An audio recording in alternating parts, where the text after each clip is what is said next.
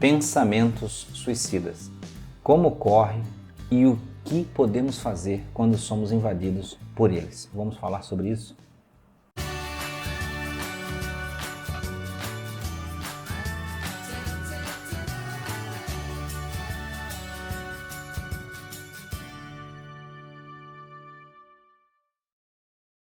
Olá, amigos do canal Aprendendo sobre Mediunidade, sejam bem-vindos. Para quem não me conhece, chegou agora no canal.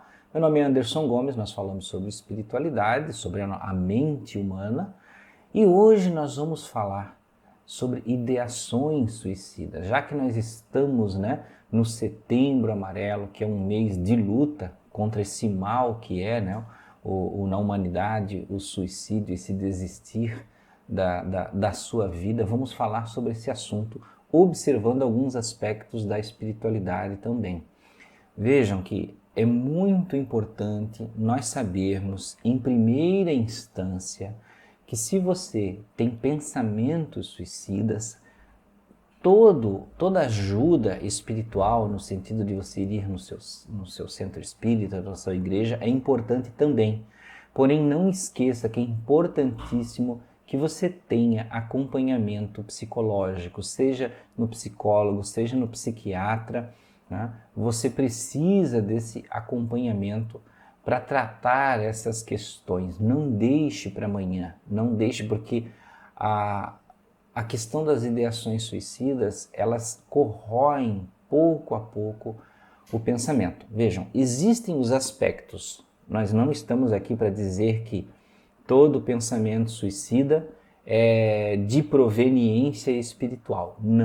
Não é exatamente isso. Mas em muitos casos existe esse auxílio desse lado de influência espiritual. Então é importante ter o trabalho de todos os lados ocorrendo, ter essa ação de todos os lados.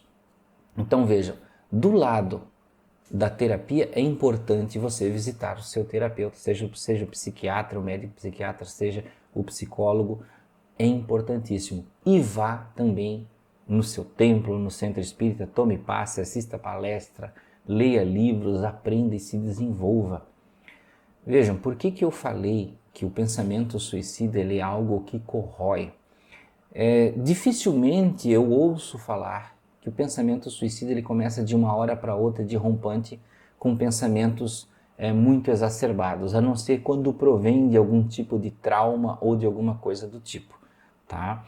Então vejam que geralmente começam com estados depressivos, né? Pode ser uma melancolia, uma tristeza que evolui para um estado depressivo e você se aprofunda nesse estado. O que acontece durante esse processo é que a pessoa começa como se fosse lá na cabeça dela fazer cálculos sobre a vida dela, sobre aquilo que valeu a pena, aquilo que não valeu a pena, sobre a sua função na vida ou sua disfunção na vida, como ela participa de forma positiva e como ela participa de forma negativa. E é claro que normalmente a pessoa que tem esses pensamentos que são crescentes, ela vê somente os lados negativos crescerem. Ela começa a olhar somente para as desventuras, para os momentos de fracasso, para os momentos que as coisas não deram certo. E ela começa a se acreditar inútil, se acreditar uma pessoa inválida para a vida, né? Olhando somente o aspecto das coisas que são ruins. Às vezes, em alguns casos, existe até um certo tipo de pensamento incompreensível, né?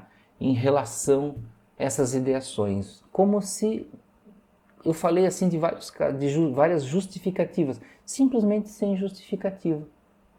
Mas a pessoa não se vê com um futuro, com algo que pode haver lá na frente de forma positiva, como se a vida estivesse tão estagnada, tão parada que não há função para eu viver, não teria por que eu viver.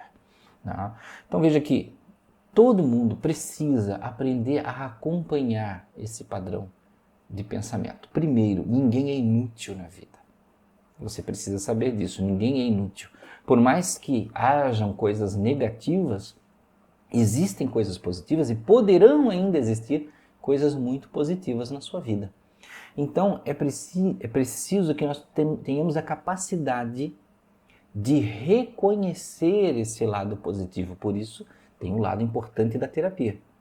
De você conversar, de você expor e você entrar num entendimento, num balanço real das coisas. Porque se você faz isso sozinho, a tendência é que você veja o lado negativo. E se você tem uma pessoa te dando suporte, vai contrabalancear isso para demonstrar para você os pontos positivos da sua vida. Outro ponto importante é que você tem que bloquear esse pensamento contínuo. Começar a criar justificativas contrárias, começar a fazer um esforço de buscar as coisas que são saudáveis para você. Porque se você simplesmente ficar na manipulação desses pensamentos, permitir que eles invadam você e você criar concordância, existe um elo de concordância com eles, você vai progredir cada vez mais para justificativas, né, positivas que digam para você que você tem que tirar a própria vida. Existem influências espirituais que podem auxiliar. Vejam, primeiro, espírito nenhum consegue implantar em você a ideia do suicídio de forma que você faça isso como se ele desse uma ordem. Tá? Então, ninguém consegue fazer isso, colocar na sua cabeça e você vai fazer e pronto. Não. Sempre existe a influência. Pense no espírito, na entidade fora do corpo que está ali, como se fosse um amigo qualquer ou inimigo. Ele vai lhe influenciar, ele vai falar para você, mas ele não vai obrigar você, ele não vai fazer você tomar uma ação, né? É você que vai ter que tomar a decisão, você que vai ter que fazer os atos palpáveis para realizar. Então você precisa ter conhecimento que você tem total potencial, força, poder para negar e repelir qualquer influência desse tipo. E perceba desde o início, perceba desde o princípio, quando cresce, quando está crescendo esse tipo de influência, você precisa começar a pensar por que ela está ali. Se você sente essas vozes, se você ouve, tem pessoas que é como se sentisse, tem pessoas que é como se ouvisse dentro da própria cabeça, algumas pessoas é como se ouvisse no ouvido. É difícil dizer em que tipo de padrão é uma entidade fora do corpo, é uma consciência extracorpórea. Né? Então você precisa sempre ter noção que se você não tinha essas ideias, você nunca pensou, né? Esse pensamento não é seu. Então a partir do momento que ele chega para você, você tem que descartá-lo, buscar desviar da sua mente, desviar o seu foco mental, né, desse tipo de pensamento, porque ele é progressivo e não existe justificativa nenhuma para você tirar a própria vida. Vejam que algumas pessoas falam do aspecto religioso e crença que existe o castigo, né? A pessoa comete suicídio, então ela vai sofrer um castigo. Não existe castigo. A pessoa continua sofrendo os mesmos problemas depois que ela desencarna. Então, se você tem um sofrimento íntimo ali, em relação a algo e por isso você quer tirar a própria vida, o que acontece é que quando você desencarna, você simplesmente continua. Não acaba. O sofrimento continua lá, ele não se encerra, porque o primeiro pensamento do suicida é que aquele sofrimento se encerre. Não é que ele não tem vontade de viver, ele tem vontade de viver, ele quer viver, mas ele quer que o sofrimento acabe. Então veja que quando você desencarna pela ótica da visão espírita, né, da visão do que se acredita nos postulados de Kardec, né, você continua com esse sofrimento, com um adicional. Este sofrimento é ampliado. Por quê? Porque fora do corpo a sua capacidade perceptiva ela é muito maior. Os seus pensamentos se expandem. Então, se você sofre, fora do corpo você vai sofrer mais ainda. Se você é feliz, fora do corpo você vai ser mais feliz ainda. Tá? Então vejam que a problemática do desencarne suicida é esse. É você ter este pensamento de sofrimento ampliado. Tá? Então vejam, o importante é você trabalhar isso desde o começo. Vamos imaginar que a sua mente é uma plantação, né? E você precisa colocar coisas boas lá. Se você simplesmente deixar um mato crescer, o capim, as ervas daninhas e entrarem insetos, É claro que coisas boas não vão sair de lá. O que são esse mato, esse capim, os insetos? São as opiniões alheias de pessoas que você conhece que ficam dizendo para você que você é inútil, que você não presta, que tudo que você faz dá errado e coisas do tipo, né?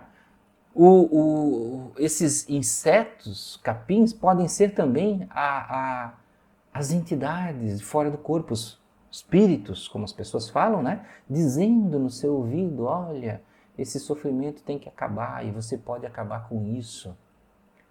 Estes são as ervas daninhas da sua plantação, do seu jardim. E o que você precisa fazer? Fazer o esforço contrário de você mudar esse quadro. Como eu falei desde o início, vá para a terapia, vá para o psiquiatra, vá para o psicólogo, vá no centro espírita, vá na igreja, se é o caso, para que você tenha do lado do seu apoio médico, profissional, o seu apoio emocional e espiritual. Isso é importante, né? Aí você vai ter o seu apoio emocional e espiritual que vai regar esse jardim, que vai plantar coisas boas nesse jardim. Leia bons livros, como livros espíritas, por exemplo, de Emmanuel, de Joana de Ângeles, de André Luiz, né? Para que você comece a cultivar dentro de você. É claro que eu tenho certeza que não vai ser fácil começar. Não vai ser fácil. Aquele pensamento de desistência, ele é persistente. Então você precisa sempre continuar e continuar e continuar. Não importa, meu amigo, minha amiga, o que tenha acontecido. Eu sei que muitas vezes se coloca justificativas como, mas eu perdi a pessoa que eu amava, ela desencarnou, eu perdi um filho, então eu não vejo mais razão. Existem tantas outras pessoas na vida que precisam de você, que precisam da sua presença. Você só precisa enxergá-las. Você não pode desistir dessas pessoas. Imagine se a pessoa por quem você sofre desencarnou, se você desistisse dela também. Com certeza ela não quer que você desista. Com certeza ela quer que você continue firme, forte.